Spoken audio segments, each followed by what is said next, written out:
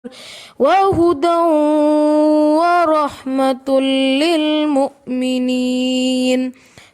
اعوذ باللہ من الشیطان الرجیم، بسم اللہ الرحمن الرحیم۔ آیت نمبر 188۔ لا تحسبن الذین یفرحون بما اتوا، اللہ کہتے ہیں تم خیال نہ کرنا، ہرگز تم یہ گمان نہ کرنا، مسلمانوں کو کہہ رہے ہیں کہیں تم یہ نہ سمجھ لینا کہ وہ لوگ جو خوش ہو رہے ہیں اس پر جو انہوں نے کیا، وَيُحِبُّونَ أَن يُحْمَدُوا، اور وہ یہ چاہتے ہیں کہ وہ تعریف کیے جائیں، ان کی تعریف ہو، بِمَا لَمْ يَفْعَلُوا، اس چیز پر جو انہوں نے کیا ہی نہیں،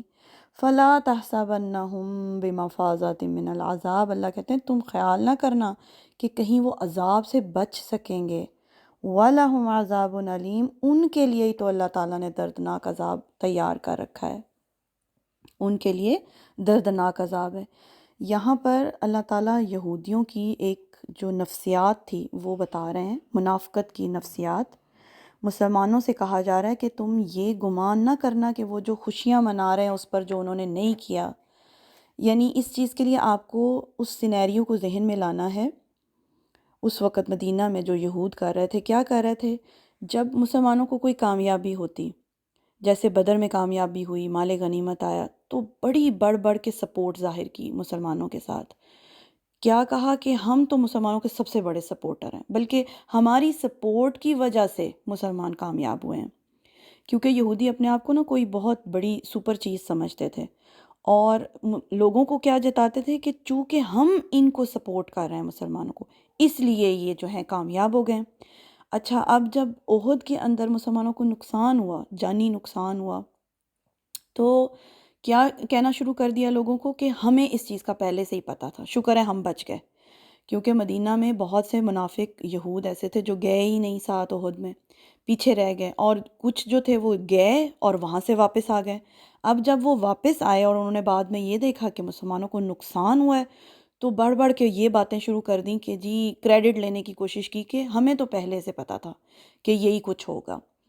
اچھا ہوا ہم واپس آ گئے، شکر ہے ہمارا کوئی نقصان نہیں ہوا۔ اس قسم کی باتیں دیکھیں، مسلمان جو پہلے ہی بہت نقصان کے ساتھ واپس آئے ہوں گے تو ظاہر ہے ان کو بہت دکھ ہوتا ہوگا یہ دیکھ کر کہ ساتھ میں سپورٹ کرنے کا دعویٰ بھی کر رہے ہیں اور ساتھ میں اس طرح سے دل جلانے والی باتیں بھی کر رہے ہیں۔ تو اس طرح سے انہوں نے کہا ہوگا، خوش ہو رہے ہوں گے کہ ہم نے جو کیا بڑا اچھا کیا، ہم نقصان سے بچ گئے، ہم ساتھ ہی نہیں گئے، ہمیں تو پہلے سے ہی معلوم تھا کہ یہ سارا کچھ ہونے والا ہے۔ تو اللہ تعالیٰ کہہ رہے ہیں کہ جو یہ خوشیاں منا رہے ہیں اس چیز پہ جو انہوں نے نہیں کیا، اور یہ جو کریڈٹ لینے کی کوشش کر رہے ہیں، تو مسلمان کہیں یہ نہ سمجھیں کہ یہ عذاب سے بچ جائیں گے، نہیں، اللہ کہتے ہیں وَلَهُمْ عَذَابٌ أَلِيمٌ، انہی کے لیے تو دردناک عذاب ہے۔ اچھا، اس آیت سے ہمیں نا دو باتیں پتہ چل رہی ہیں، منافقت کی نفسیات سمجھ میں آ رہی ہے۔ ایک تو یہ کہ اس کام پر فخر کرنا یا خوش ہونا جو آپ نے کیا ہی نہ ہو۔ مثال کے طور پہ بعض دفعہ لوگ، اگر آپ کسی اچھے عہدے پر ہیں، کسی پوزیشن پہ ہیں، تو لوگ آپ کی خوش آمد کرتے ہیں، آپ کے منہ پر جھوٹی تعریفیں کر رہے ہوتے ہیں، یعنی آپ کی تعریف کر رہے ہوتے ہیں اور اس میں اتنا مبالغہ شامل کر دیتے ہیں، اور وہ باتیں بھی آپ کی ذات کے ساتھ منسوب کرنے لگتے ہیں جو آپ کے اندر ہیں ہی نہیں، اور آپ اس پہ خوش ہو رہے ہوتے ہیں، جھوٹی تعریف پر، خوش آمد پر۔ ایسی سچویشن میں خوش ہونا منافقت کی علامت ہے، کیونکہ آپ کو تو پتہ ہے نا کہ آپ انفیکٹ کیا ہیں، آپ کی حقیقت کیا ہے۔ آپ کو اگر کوئی خوبی اللہ تعالیٰ نے دی ہے وہ تو اللہ کی طرف سے ہے،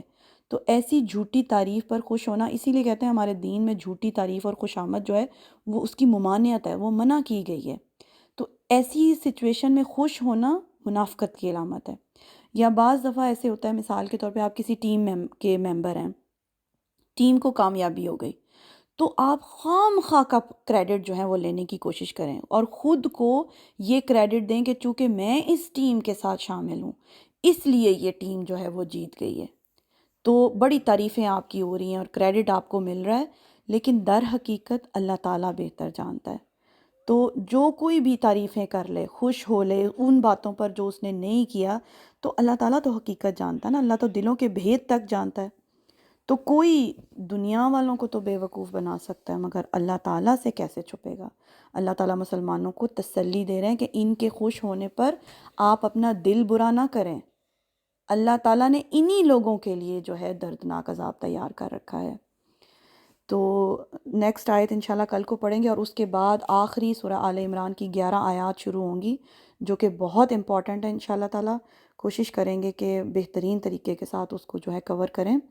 آج کے لیے اتنا ہی۔ سبحانک اللہم و بحمدک، اشہد ان لا الہ الا انت، استغفرک و اتوب الیک۔